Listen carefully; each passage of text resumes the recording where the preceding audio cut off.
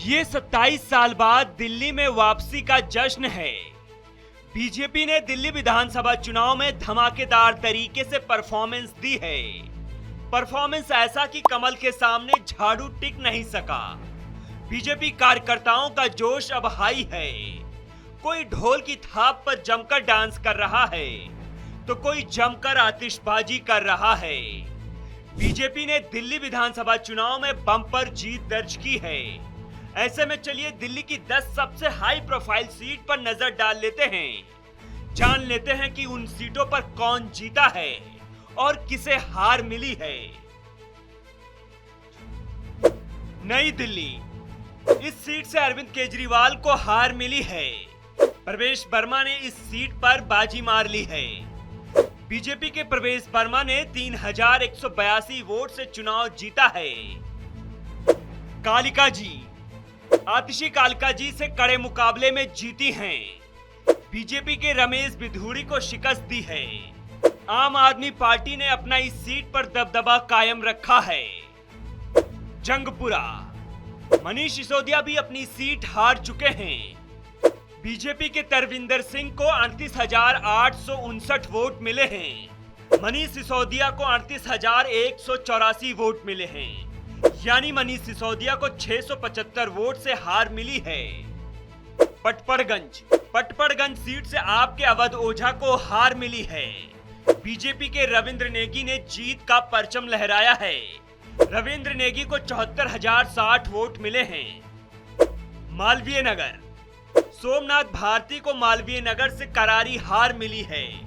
सतीश उपाध्याय ने बड़ी जीत दर्ज की है। सोमनाथ भारती केजरीवाल के कोर टीम के हिस्सा रहे हैं। बाबरपुर सीट से आपके गोपाल राय को मिली जीत। बीजेपी के अनिल वशिष्ठ को कड़ी मात मिली है। गोपाल राय को 76,192 वोट मिले हैं, जबकि अनिल को 57,198 वोट मिले हैं। बिजवासना, बीजेपी के कैलाश गहलोत को बड़ी जीत मिली है। इस सीट पर आपके सुरेंद्र भारद्वाज को शिकस्त दी है। कैलाश गहलोत ने कुछ समय पहले ही बीजेपी का दामन थामा था।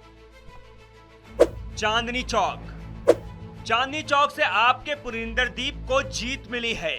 बीजेपी के सतीश जैन को 16,572 वोट के अंतर से हराया है। इस सीट पर काफी कड़ी टक्कर देखने को मिली। शकूर बस्ती, केजरीवाल के सबसे करीबी सत्येंद्र जैन को हार मिली है। बीजेपी के करनैल सिंह ने उन्हें मात दी है। इस सीट पर भी काफी तगड़ी फाइट देखने को मिली। ग्रेटर कैलाश से आपके सौरभ भारद्वाज को मात मिली है। शिखा रॉय ने बीजेपी का परचम बुलंद किया है। शिखा रॉय को 49,594 वोट मिले, जबकि सौरभ भारद्वाज को 46,406 वोट मिले हैं। दिल्ली के इस चुनावी रण में बीजेपी हीरो बनकर उभरी है। अपना 27 साल का वनवास बीजेपी ने खत्म कर लिया है।